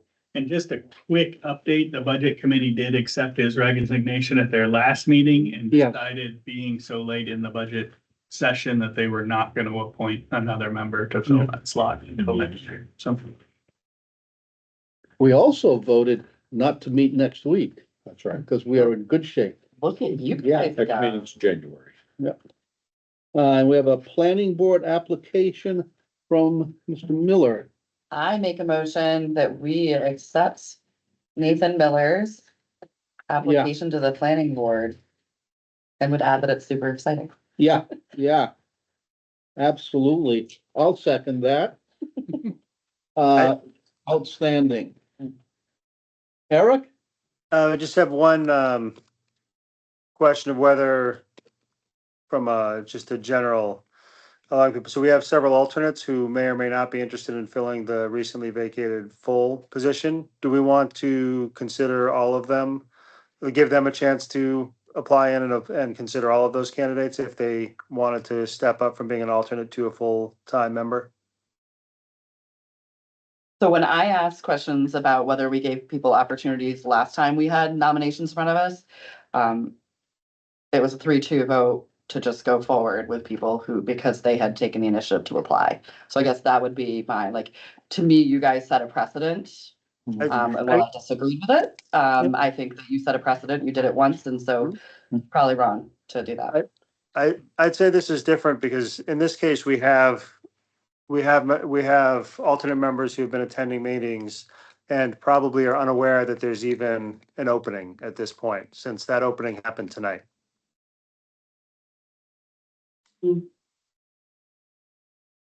Is there only one opening right now? Yes. Yeah. Wait, The I have a opening- question. How did Nate Miller know if the opening only happened tonight? Because He's very- he may not know. Anyone can apply for anyone at any time, and, He had heard that Brad Rich was stepping down. okay, Well, I would say that Nate Miller has a wealth of he's- experience and a really deep background in this field. and I would And- agree with all of those statements. I'm simply bringing up that we do have some alternates who've been attending meetings who may be unaware that this opening is happening. I certainly didn't hear about it until our packet came out, personally. So, but no, I have absolutely no problem with Nate's application. He and his wife know more about planning than anyone else in town, Yeah. without a doubt.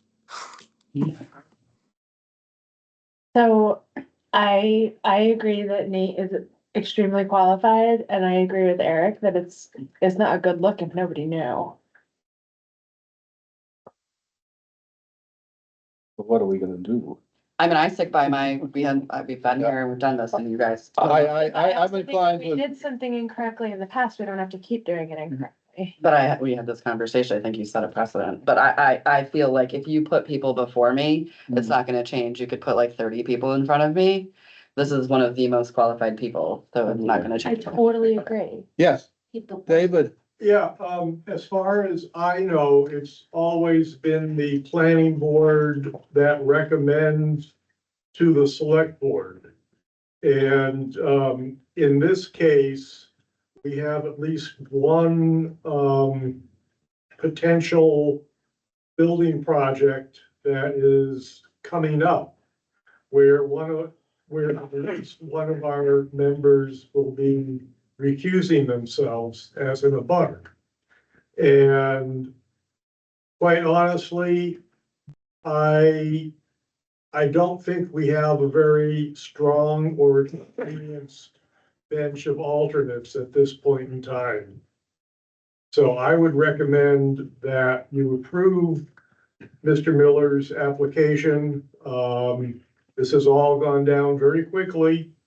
And I think we are very fortunate that he accepted. Or the invitation. comments from the board further? Do we have a motion on the table? You do. Yes. Okay, I defer to David's opinion. okay. Well, I'll second the motion, Are you still taking public comments? sir. Dan Regan, just an outsider looking in. If I'm one of these alternates that's sitting on that board, giving my time every 2 weeks. I don't know that there's an opening and then this other person comes in and takes it. I respect what Kate is saying, what David is saying, but you want to think about going forward, who's stepping up in the public to do public service. We could kick it back to the planning board. And we were the ones who make the decision. Yeah, you guys make the decision finally. What you could do is wait till your next meeting. Right. We're And see if there's a recommendation. We're There canceling. was a time when you were putting things, sending them to the boards and committees for recommendations, and then you changed that process altogether. So that you no longer were doing that. So that has been consistent for a while. Yeah, I'll speak up. I don't think we need to send it back to the planning board. I think it's appropriate for us. My only concern is just that other members didn't know. David's comments speak well.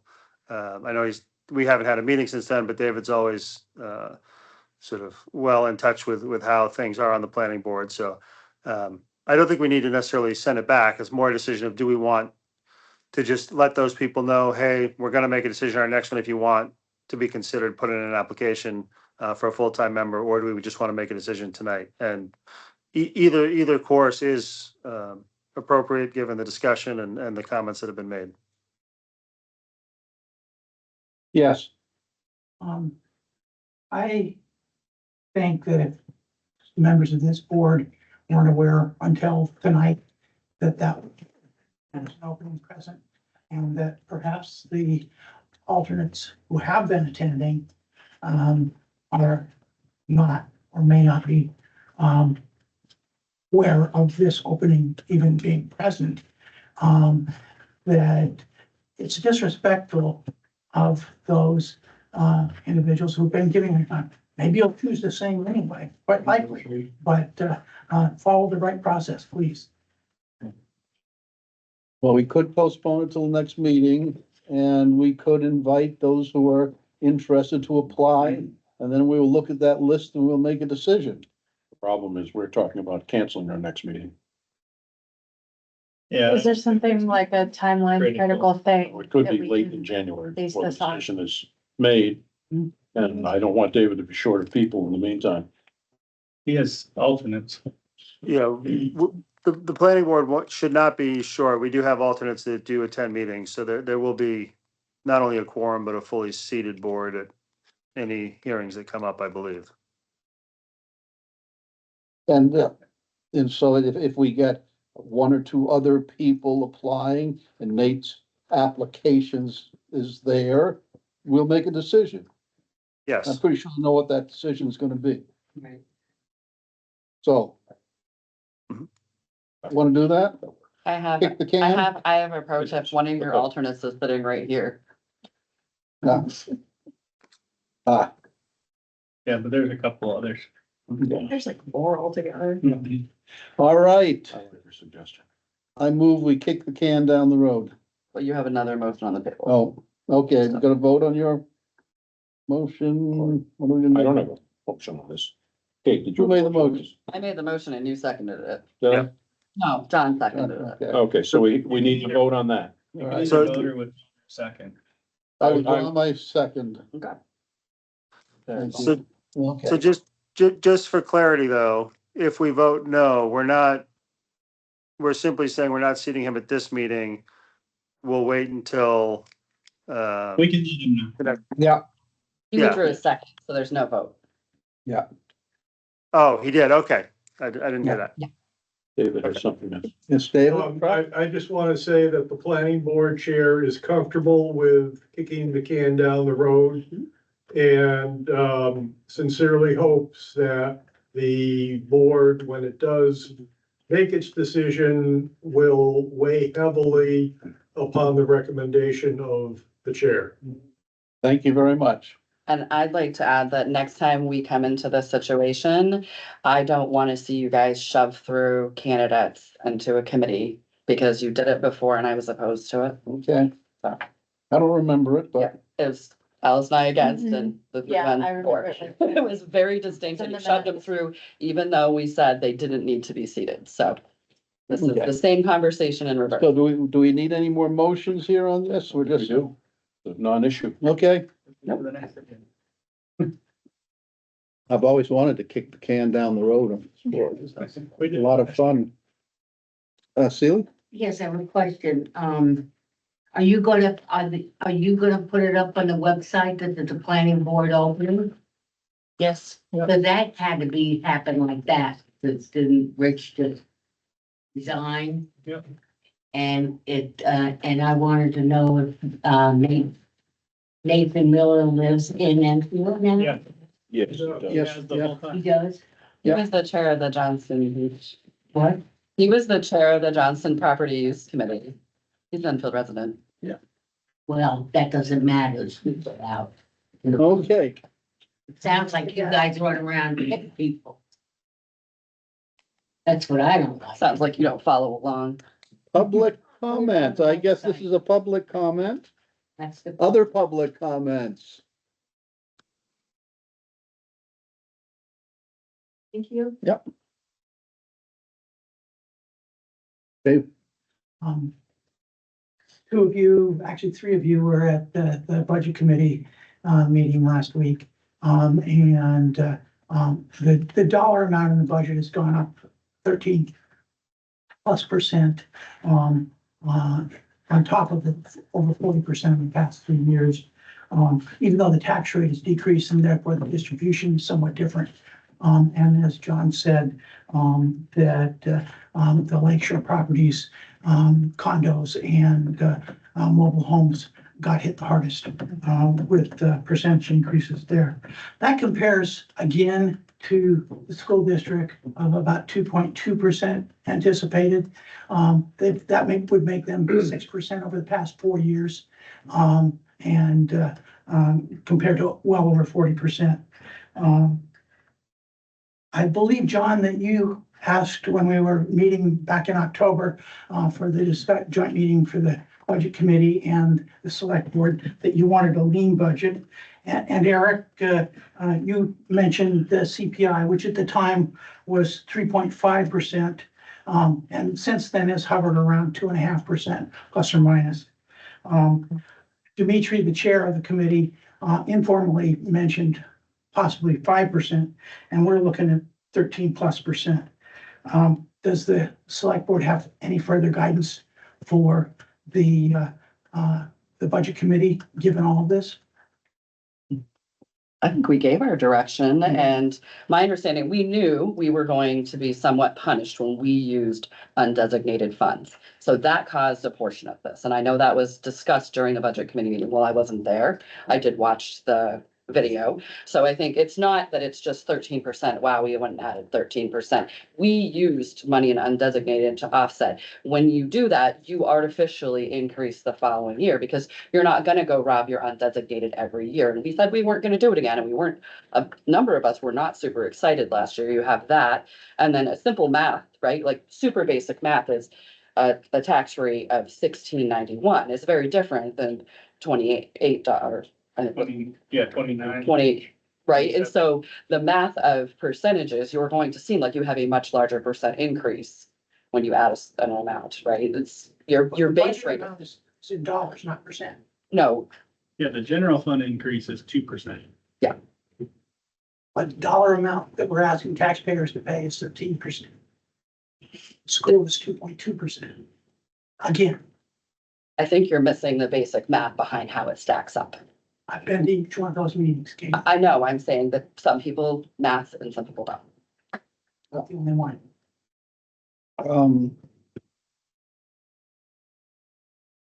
I think we're all aware of the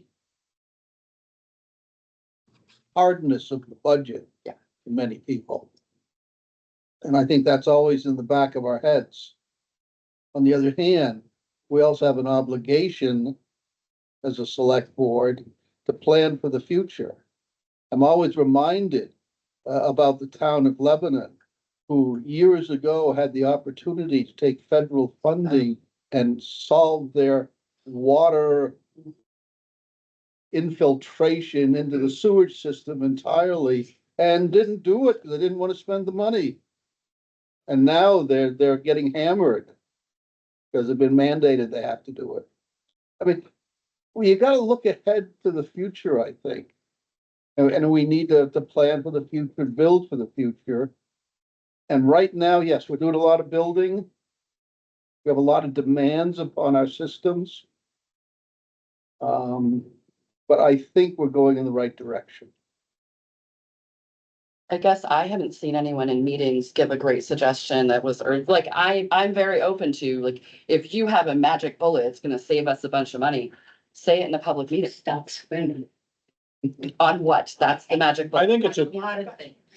David, my observation is that it's a good group and is looking very carefully at each line item as available and doing a very conscientious job of trying to keep costs in line with services with almost no expansion of the municipal growth, if you will. I believe that they're doing a conscientious job of trying to keep costs as low as possible and maintain the same level of service that we've had in the past.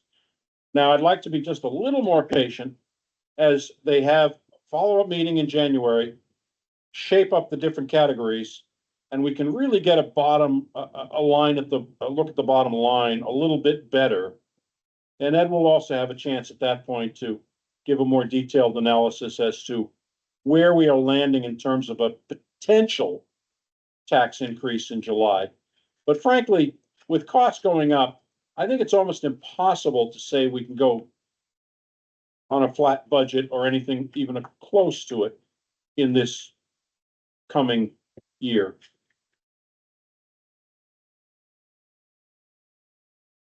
Ms. Alfiero? I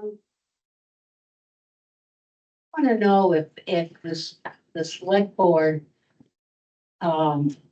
really are aware of every time you get a grant for something, it's not really free because it adds more work or whatever to our staff. And an example is just recently for the canine group, doesn't that look great to have a canine thing? Do we really need it? And then now you got an officer that's gonna take the time to go and get trained with a dog. So what's the police department gonna do? Because they're losing some of their staff to that. And then the next thing he'll be in asking, well, we have this canine unit and we need a new police officer. And that happens with everything. You're talking about raising Route 4 or the floodplain. Well, who's gonna do that? And it just like, you just did something across the road from the police station, the new one, where somebody filled in, put all the sand on this lot that really was not supposed to be built on. And it was denied a long time ago because it's wet. And why does the town do things? Does the town do that? The Lord property bless- owner did that. Huh? The property owner did that. We gave them some I dirt, mean, but it's just one thing after another, and you just ignore. You just think, well, no, this would be good for the time. We're going forward, by God. We gotta have a canine unit. Do we really need it? Or are they gonna go out and sniff for drugs? Everybody of the state, next thing you know, they need more people. You know, we don't need a lot of that. I just think you've got to think about the future when you take these grants. They're not free, just not free. So anyway, that was my concern. I'm really worried about that. So, But the one thing that I would just plead with people, keep in mind that we select people sitting here. We're working class people. you, Working class people. We're not wealthy people wanting to spend a lot of money. I was a school teacher for 52 years. School teachers don't get rich. are you gonna be able to pay your taxes down the road? I will. Yeah, well, there's a lot of people that can't and have to give up their homes. And just keep going. We keep going this way. It's not Okay. good. You're gonna ruin the place. Can we move on? You made your point. Thank you. Appreciate it. Okay. David? I have additional information on the HOP 2 grant if the select board is interested. This is information that Eric is not aware of because it transpired since our last planning board meeting. So, can I come up? Sure, please do.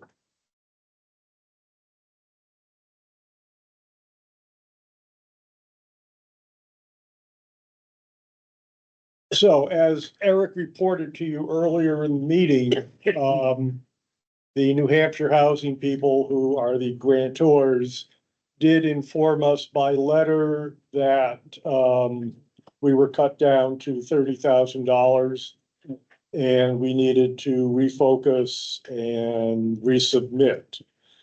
Subsequent to that letter, Rob Taylor and I had a Zoom call with 3 people on the steering committee of that grant.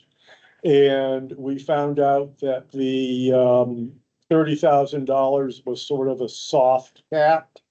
And they said we could go 34, 35, 37.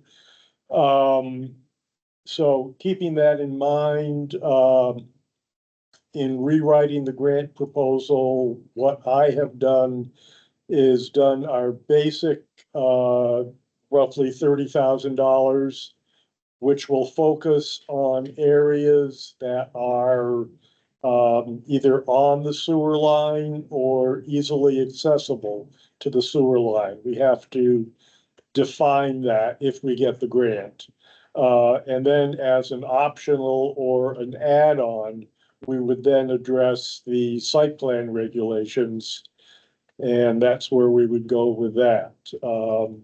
We have to submit the grant proposal by Wednesday. They did not give us a lot of time. Yeah. So we're working on it. Rob and I met for a few hours on Friday. We roughed out some of the proposal and, I think we're in the final stretch on it. I hope we'll be able to finalize it and submit it tomorrow. If not tomorrow, then it will have to be sometime on Wednesday, because if we don't do it then, we don't have a chance. Right. And to address Seeley's comment about grants costing the town money, the way this one is structured, there's I think it's 5% flat fee that the town gets for their administration of the grant. We had said that we wanted to do a sense of the board motion. I think To you said we support the can do grant. Yeah, you don't have. We don't to do need that. You already had one for a higher amount. They just were asked. And they are willing to accept, all of the supporting documentation that was submitted with the original HOP2 grant proposal. Great. So, Mhm. Sounds like a very good focus. Thank you for your hard work on that. Appreciate it. Okay. Okay, yes, sir. The only other business I have is to ask the board if they would like to cancel the January 6th meeting. I don't think we're gonna have much to have on it. And I'm also going away for the holidays and won't have a lot of time to put any effort into really preparing a package. We wanted you to zoom in, No, Yeah, I'll be back by You then. know. I just, Christmas tree in the background kind of thing. I will make the motion that we cancel the January 6th select Second. board meeting. We have a second. All those will vote. Start with the short guy. Eric, Just one piece of discussion. We do have, the town manager's review we have to finish by the end of January. That would commit us to doing it at the 18th or whichever, sorry, the second meeting of that. As long as people are comfortable with that, then I'm fine with it. Otherwise, we could have just that agenda item, if we I'm think we need comfortable to if do we have a that. draft. Yeah. I think we Yeah, need to go and- into it. Yeah, no, we will. And I have not done that yet. Okay. Got a definite. I'm comfortable with that, and I'm comfortable if we need to just write some sort of amended extension to keep working. I think if we meet on the 18th, we'll resolve I think it's Yeah. that particular item and move forward. Actually, the 21st because of a holiday, Yeah, We would be meeting on the 21st. 21st. But, and your contract. And if we need to meet before then in a special meeting for that purpose, we could do that as well. Yes. Do we have a motion yet? Yeah, and we're waiting. I think you're gonna do a roll call. Okay, Yep, yep. Eric, Eric, yes. Kate, yes. Tracy, yes. John, yes. Alice, yeah. Okay, there we go. Do we have administrative items to sign? You had minutes. Minutes, okay. I make a motion to adjourn. I'll Second. second. You beat me to it. You bet. All those in Eric, yes. favor of adjourning, I'll say aye. Kate, Eric, yes. Eric, yeah. Yes, yes. he is. John, yes. Okay. Eric, thanks for dialing in. Appreciate Yeah, it a lot. Thank you very much. Thank you, Have a good everybody, for, holiday. What time is it there, by the way?